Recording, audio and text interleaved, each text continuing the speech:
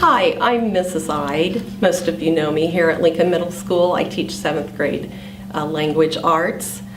Today I'd like to share some information with you about the autism spectrum disorder. The month of April was Autism Awareness Month, but with the I-STEP testing, things were pretty hectic here. And actually, any time is a great time to help others understand what the word actually means. Autism is referred to as a spectrum disorder because there's such a wide range of symptoms and behaviors that accompany it. Some people have many, and others may have only a couple. Typically, most people with autism have a social communication issue. This could include difficulty in making eye contact during conversation or understanding another person's point of view. Some may be very talkative and some may be very quiet. Often autistic individuals may be very talented musically or artistically, or math might be their perfection. It's just important to remember that someone who is autistic has their own personal qualities, just like anyone else. There are no two exactly the same. No one knows exactly what causes autism. There are many theories. However, at present, most researchers think that autism is caused by a combination of genetic and environmental factors. And it's quite possible that different people's symptoms have different causes. The media is full of stories and myths about autism, and many of those stories are less than accurate.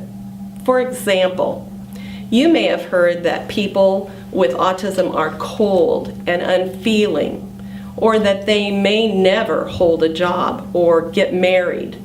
Since every person with autism is different, the always and never statements are very unreliable. People with autism are among the most non-judgmental, passionate people that you'll ever meet. They are also ideal candidates for many types of careers. Today, I have a student here at Lincoln Middle School. His name is Dakota Landis, and he is one of our autistic students. He has, or is on the spectrum. It is a term called Asperger's, and he is going to explain a little bit about that. Dakota, could you share with the students here at Lincoln exactly what the term Asperger's means? I really don't find many people they don't actually know what Asperger's is. People ask me all the time, like, what is autism or Asperger's? How does it affect you? Stuff like that. So possibly people have heard the word, but they don't really know what it is. That's pretty much it. Could you maybe share with us what your biggest struggle or issue maybe, or maybe just a few problems that you've encountered here at Lincoln Middle School concerning dealing with the Asperger's syndrome? I can't really say one specific thing. It's just like endless amounts of homework, it seems like, and having so many different classes, it gets really stressful. Mm-hmm. When you become frustrated or maybe anxiety levels get high, which they do for all students, what are some of your coping mechanisms or coping skills that you have that help you, that might help other students too? I have a stress ball that I sometimes play with when I get really stressed out. When I get really bad and start to break down and won't talk to anybody, sometimes the teachers let me take a few minutes to gather my thoughts and and when sometimes if I just need to calm down a bit, they send me out into the hall for like a minute or two, so I can kind of collect yourself again. Yeah. Dakota, can you relate some positive experiences that you've had here at school or with family members that have been especially supportive? Ever since I was diagnosed by my doctor, my mom's been really supportive. She's been learning all about it, and she's been fighting to help me out since day one. My family's also been really supportive. Pretty much all of them, they've been helping me cope and stuff, and a lot of my friends really try to help too. Yeah, they know it's difficult for me at times. Dakota, I'd like to really thank you today for being a part of this taping and helping our student body understand more about autism and particularly about Asperger's syndrome. Hello, my name is Cinda Milan, and I work for LaJessie as a supervisor. I also am the team leader for our Autism Support Resource Team. I'm here to talk to you a little bit about autism, and I think I'll talk to you about the challenges that many of our students at the middle school go through that have autism. And some of the challenges that they have is that they have difficulties in conversations. They spend more time wanting to talk about something they're interested in, and they really can't follow along when somebody else is trying to talk to them about other things. They will often try to bring that conversation back to whatever it is that's on their minds. They also have difficulties understanding humor. When middle school people are joking around, having a great time, and all of you might know that you're just joking, the person in the spectrum oftentimes will think that you're making fun of them, you're being mean to them, and they start getting angry.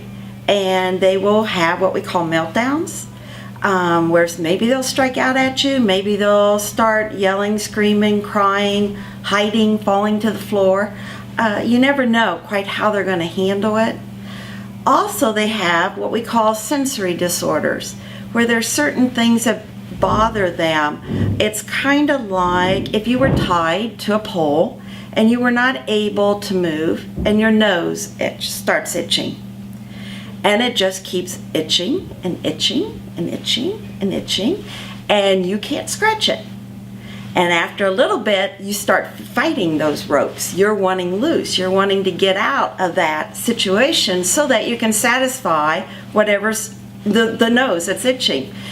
Children and students in the spectrum, they go through this in many different ways. It might be the lights in the classroom. They buzz, or they're very bright, and in their minds they hear that buzzing louder than you might. The lights are brighter maybe than we notice it. Even a computer screen can be very upsetting to them because it moves in a way that we might not see it, but they do. Smells, different smells can be offensive to them that you and I might not pick up.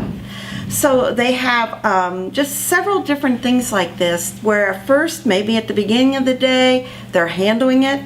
By the end of the day or the middle of the day, they're not handling it, and they get upset more. Their anxiety level goes up. They start speaking out more, being maybe more like inappropriate for a middle school student in the classroom. They also have difficulties understanding the beginning and the end of something, where you might know when it's finished, when you're done. These kids oftentimes don't. I've seen them upset because homework is being assigned, and all of you understand that the homework is only meant to be completed a little bit at a time for a week or two. These students oftentimes believe that they have to do it all in one day, one evening, and that causes their anxiety to build up, and they have meltdowns. What they need from you is understanding and support.